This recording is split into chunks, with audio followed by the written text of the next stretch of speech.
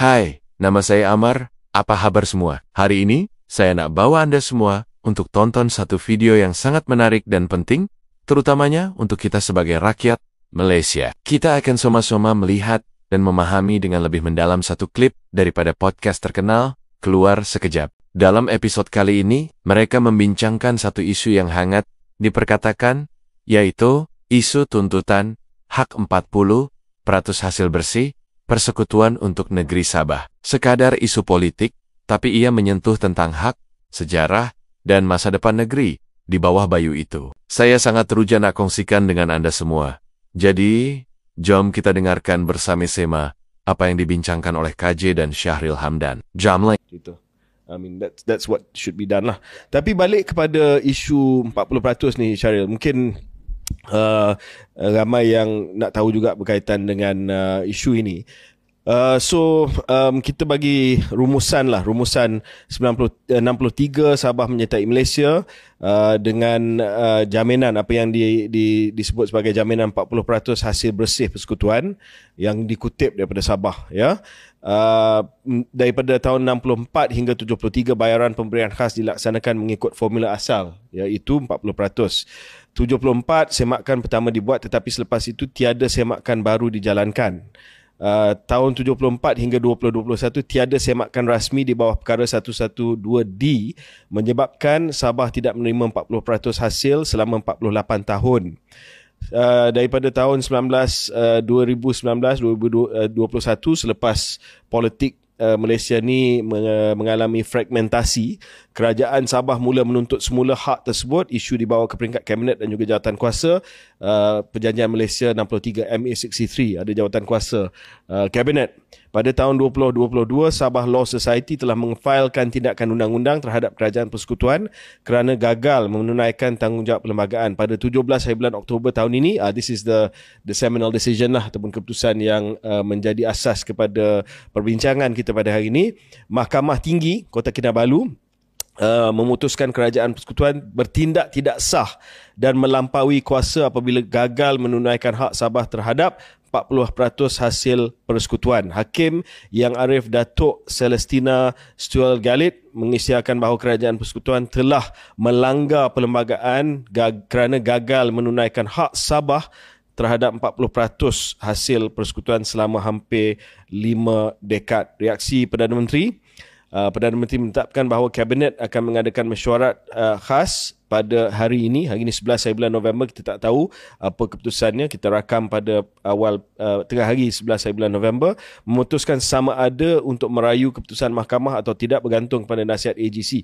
Ini keputusan yang paling sangat penting, Syahril, sebab as a matter of law, kerajaan kena merayu, ya, supaya Superior Court sama ada Mahkamah Rayuan ataupun Mahkamah Persekutuan boleh bagi interpretasi kepada perkara yang ada dalam Perlembagaan Persekutuan dan kes ini. Tetapi dari segi politiknya nampak tak cantik lah. Timing sangat kurang bernasib baik. You couldn't have chosen a worse timing for this cabinet decision. Sebab kalau cabinet decide untuk merayu, of course warisan akan kata inilah kerajaan Melaya yang tak menghormati keputusan Mahkamah Tinggi di Sabah dan akan merayu supaya tak perlu bayar 40%. Dan saya dah nampak satu wawancara seorang calon warisan yang mengatakan kalau mereka merayu, kalau kerajaan persekutuan merayu, itu adalah isyarat yang mereka tak sokong dan juga tidak adil kerana untuk bawa ke Mahkamah Rayuan dan Persekutuan, Sabah katanya tidak cukup untuk melaksanakan benda tu. Jadi persekutuan akan menggunakan, seolah mesejnya lah, persekutuan akan menggunakan the might untuk menang kes ini, contohnya. So nak sambung sikit, PM juga mengatakan bahawa isu hak 40% itu akan dirunding semula selepas kerajaan negeri baru dibentuk, selepas saja pilihan raya negeri, dan tidak sesuai untuk buat rundingan sekarang kerana kerajaan sekarang adalah kerajaan penjaga ataupun caretaker. PM mengulangi pendirian kerajaan pusat, iaitu bahawa negeri Sabah kini menerima peruntukan tahunan sekitar 17 bilion ringgit, manakala hasil yang dikutip oleh Persekutuan di Sabah dianggarkan sekitar 10 bilion ringgit sebagai sebahagian daripada penjelasan PM terhadap rakyat Sabah. Maksudnya kutipan daripada Sabah 10 bilion kita bagi kepada Sabah dalam bentuk segala bentuk lah, peruntukan, pembangunan, projek 17 bilion ringgit. Dan PMX juga mengatakan bahawa kerajaan meningkatkan peruntukan khas kepada Sabah, pemberian khas dinaikkan kepada 600 juta setahun, the highest di bawah kerajaan Madani. So sekarang ni pertikaian dia Syaril adalah ada yang pertikaikan pemberian khas dan juga peruntukan biasa adalah lain dengan hak 40% hasil. 40% hasil ini is above and beyond.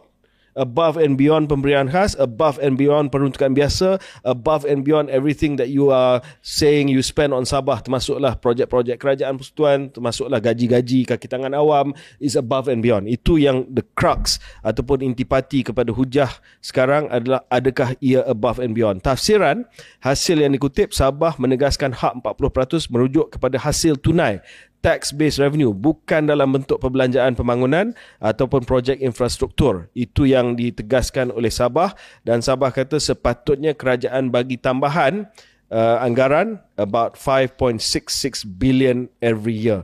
Just the last point, kedudukan hasil petroleum tidak termasuk dalam 40% ni. Separate. Dalam Akta Pembangunan Petroleum tidak disebut soal 40%. Ini cuma tax-based revenue. Itu tafsiran dan position pihak Sabah. Saya nak tanya dua soalan KJ. Satu ialah apakah yang perlembagaan cakap dari segi perbezaan antara special grant ini ataupun pemberian khas dan juga hasil. Adakah mereka pun bersetuju atau bunyi je sama seperti posisi Sabah, iaitu dua tu benda yang berbeza, you tak boleh bagi A lepas tu tarik daripada B. Dan soalan kedua yang saya nak tanya dan kita nak bincang ialah perkataan istilah nilai hasil bersih, net revenue. Adakah net revenue itu bermaksud 10 bilion misalnya yang dikutip daripada Sabah perlu ditolak dengan something dulu? Kalau tidak, kenapa dia ada perkataan bersih di situ KJ? So soalan yang bagus, dan sebenarnya ada kenyataan daripada bekas Presiden Sabah Law Society Roger Chin diminta supaya kerajaan persekutuan jelaskan breakdown of revenue collected from Sabah, repayments under Article 112C of the Federal Constitution, and ordinary federal spending to clarify the state's 40% entitlement. Basically, dia komen apa yang PMX sebut, bahawa kerajaan dah bagi lebih daripada apa yang dia ambil daripada Sabah, tetapi apa yang disebut oleh Roger Chin, federal spending should be treated separately from the government's constitutional obligation to Sabah. Money spent on schools, hospitals, roads, security is part of the federal government's duty to all of Sabah and not part of the 40% special grant owed specifically to Sabah. So mungkin apa yang kalau kita dapat senarai penuh dan kita dapat penjelasan daripada kerajaan, itu sebenarnya adalah net revenue sebab tolak apa yang menjadi perbelanjaan kerajaan persekutuan kepada Sabah. That probably is the government's position. The federal government's position. Dan Sabah punya position adalah bukan semua 17 bilion itu yang boleh digunakan lah. Mungkin a fraction, mungkin ada sebahagian. Betul, right. So bagi saya Syaril, kalau saya berada di tempat kerajaan persekutuan, ialah as a matter of law, sebagai satu perkara undang-undang, perkara ini perlu dibawa kepada perlu dirayu. Semua kes pun. Biasanya. Tetapi framing terutamanya daripada warisan dan juga parti-parti lain di Sabah yang membawa parti ataupun agenda Sabah First ini, even the act of Merayu itu dilihat sebagai pengkhianatan kepada hak negeri Sabah. Mereka boleh tunda tak keputusan untuk merayu ni? Which I think is tak boleh. Dia kena merayu within a certain time. Selepas 29 November tak pasti bila tempoh dia. Mungkin boleh dilanjutkan, boleh diminta untuk dilanjutkan kepada mahkamah, tetapi kalau diminta untuk dilanjutkan, orang boleh baca lah. You are buying time. That's why dan saya rasa dalam kempen ramai yang akan force the matter. Dia akan tanya setiap parti yang bertanding, adakah anda setuju ke tidak untuk rayuan ini dibuat. So dia seolah-olah dah jadi satu keadaan yang mustahil ataupun impossible situation lah Syariah. Sebab macam saya sebutkan tadi, sebagai perkara undang-undang mesti dirayu. Tetapi kalau the act of rayuan itu sendiri dilihat sebagai satu pengkhianatan politik, macam mana? And you can't blame also warisan daripada menggunakan taktik politik ini. Takkan dia kata warisan janganlah kita politik isu ni. Warisan dia akan take advantage of the situation. Tapi saya rasa dalam tim komunikasi PHGRS khususnya sedang memikirkanlah apakah cara untuk bersilat benda ni, dan mungkin kalau tanya saya, the combative PMX will come out again lah. Dia akan kata kamu dulu pun dalam kerajaan tak ada pula bincang. So I rasa that is going to be the line that he has to take. Tapi yang menarik ni Syaril, daripada dulu lagi bila kita bincang isu pemberian khas ni di peringkat Jemaah Menteri, saya masih lagi ingat even menteri daripada Sabah pun guna ayat yang sama. Saya selalu ingat Rahman Dahlan waktu tu menteri yang menjaga EPU akan guna hujah yang sama. Kalau kita ambil semua perbelanjaan kita kepada negeri Sabah dan dia ambil data daripada EPU, masa tu dia jadi Menteri Ekonomi, dia isolate all the spending on Sabah. It's way more than tolak ke tepi lah pembayaran gaji, tapi projek semua ni dia lebih daripada 40% daripada tax revenue from Sabah. So yang kerja cakap yang takut ramai hilang undi. Takut dia hat-trick nanti kan. Dia dah 2 kali kalah kan. Okay, sorry, kita go. Tapi Arsyad pun tanding juga kan. Ya, betul. Macam mana kerja nak campaign tu? All score draw lah. No score draw lah. You have to go lah. No score draw lah. You can do morning with Rahman and evening with Teruk sangat. Tak pernah ada orang campaign pagi dengan calon ni, petang dengan calon ni. Okay, so tapi mungkin nak tanya Syaril the soalan yang lagi besar lah kan. Sejauh mana kita melihat ada penyelesaian di hujung terowong ini bersama dengan Sabah dan Sarawak, sebab isu ini akan berbangkit dari masa ke semasa lah. Tuntutan hak, otonomi. Banyak kali kita dah bincang soal Sarawak, apa yang diminta, isu dengan Petronas belum lagi selesai. Dengan fragmentasi politik di peringkat Semenanjung ini, adakah ini satu agenda yang akan kekal, here to stay? Bagaimana dinamika akan terus menuntut kerajaan persekutuan terus berunding dengan Sabah dan Sarawak berkaitan dengan hak dan otonomi mereka? KJ, kadang-kadang bila kita dengar analisa tentang politik Malaysia jangka panjang, orang akan cakap macam-macam lah, dari segi adakah kita boleh menaikkan tahap kompetitif ekonomi, adakah akan ada green wave, setengah orang takut tentang soal itu, adakah Malaysia ni akan boleh kekal harmoni antara kaum-kaum yang ada kat Semenanjung, biasanya dia sebut begitulah. Tapi kalau tanya saya, benda yang paling risiko sebenarnya dalam Malaysia kalau lihat 30 tahun adalah perkara ini, iaitu hubungan antara Putrajaya dan juga Sabah Sarawak. This is the single biggest risk to the union and to any political arrangement lah dekat Malaysia ni, saya rasa, untuk tempoh berdekat akan datang. Soalannya ialah macam mana? Saya rasa secara ringkas ialah perlu dirunding semula. Formula yang sedia ada, yang sekarang ini ditafsir 2-3 cara, saya rasa sangat sukar untuk mendapat solution yang akan memuaskan kedua-dua belah pihak.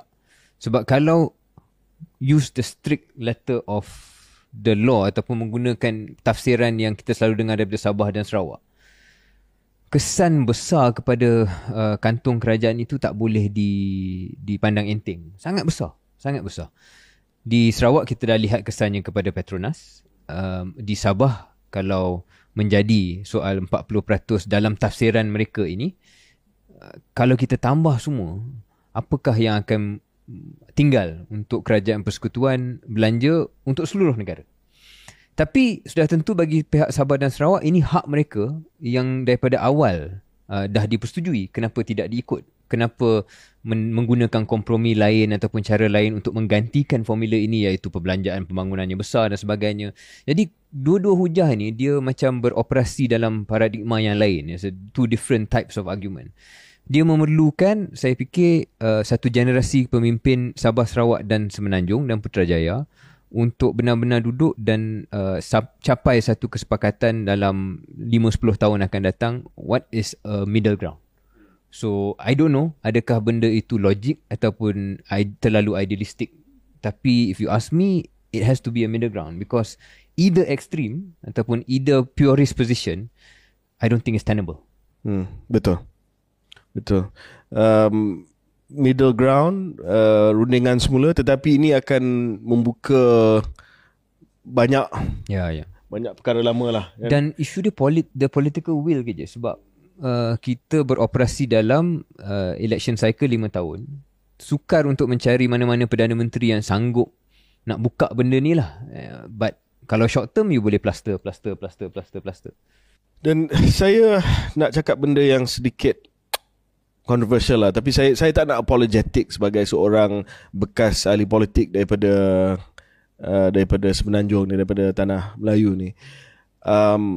Saya sokong Sabah dan Sarawak dapat apa saja hak yang termaktub dalam perjanjian Malaysia dan perlembagaan, yang adil dan yang telah pun ditetapkan terutamanya oleh mahkamah proses undang-undang.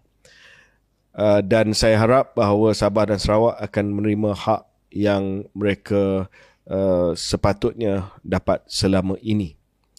Saya juga minta supaya kalau kita nak cakap soal masa dulu, 10, 20, 30 tahun yang lepas, pemberian ataupun peruntukan itu tidak diberikan kepada Sabah, sebagai contoh, dah 30 tahun lebih tak diberikan pembayaran yang dijanjikan dalam perlembagaan sekiranya disahkan oleh mahkamah. Saya juga harap bahawa pengundi dan juga rakyat Sabah Sarawak juga boleh tanyalah kepada pemimpin-pemimpin dahulu di negeri-negeri tersebut. You can get your hak, saya setuju anda dapat hak, tetapi apa yang telah berlaku selama ini dan apa yang akan berlaku selepas ini, itu terpulang kepada rakyat Sabah. I know the answer will be, no, don't worry about Sabah Sarawak, you give us our money first, we know what to do with our leaders. But do you? Boleh bagi tahu saya bahawa selama 20-30 tahun ini tak pernah ada pemimpin Sabah Sarawak yang sakau duit daripada kerajaan negeri. You tell me honestly. Then we can have a discussion about that. Separate point, saya rasa point KJ tu keras tetapi ada asas untuk dipertimbangkan oleh orang Sabah lah dan orang Sarawak. Dan bukan tempat kita nak mengajar, tapi something for you to think about your own future. Plus it's an open secret, come on. Tapi something a bit more positive KJ ialah cara mungkin untuk mencapai satu kompromi ataupun titik tengah ialah somehow kita kena yakinkan rakyat Sabah dan Sarawak that we're stronger together. Yes. So betul dari segi letter of the law, letter of constitution, tafsiran yang strict, yang rigid tentang perjanjian Malaysia 63, mungkin mereka banyak betul daripada tak betul. Mungkin ada, kita kena akui. Tetapi ini soal adakah untuk masa depan bersama anda lebih baik ataupun lebih bagus kalau kita lebih kuat utuh kesepaduan ini ataupun tidak. Jadi mungkin hujah itu tak pernah sangat dibincangkan sebab kita rightly I guess we've been obsessing ataupun focusing on MA63 sebab itu hak mereka yang belum dapat selama ini mengikut perspektif mereka. Tetapi for the future, it's not just about what is right dari segi the letter of the law, but what is good untuk semua orang, termasuk orang Sabah dan Sarawak. Dan maybe we need a Semenanjung leader ataupun generasi pemimpin di Semenanjung yang boleh meyakinkan mereka and make the case for why, rather than gaduh, mengajar ataupun tafsiran yang berbeza. Itu boleh berjalan di peringkat perundangan. At the same time, you need to win the political argument. This is a political issue, dia bukan hanya legal issue. So this playing the political argument, saya rasa mungkin yang kita perlukan pemimpin dan generasi pemimpin yang ada kehebatan itu. Baik, kita ucapkan selamat mengundi, selamat berkempen kepada semua calon parti-parti yang akan bertanding di pilihan raya negeri Sabah. Dan kita harap akan ada kerajaan dan kepimpinan negeri Sabah macam Syaril kata tadi, yang setelah segala kempen politik selesai pada PRN Sabah nanti betul-betul boleh datang ke meja rundingan bersama dengan kerajaan persekutuan dan memikirkan apakah cara macam Syaril sebutkan tadi, that we are stronger together.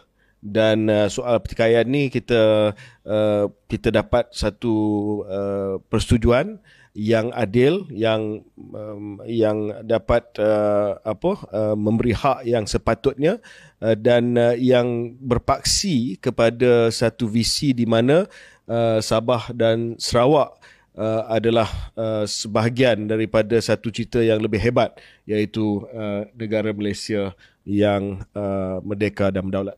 Betul.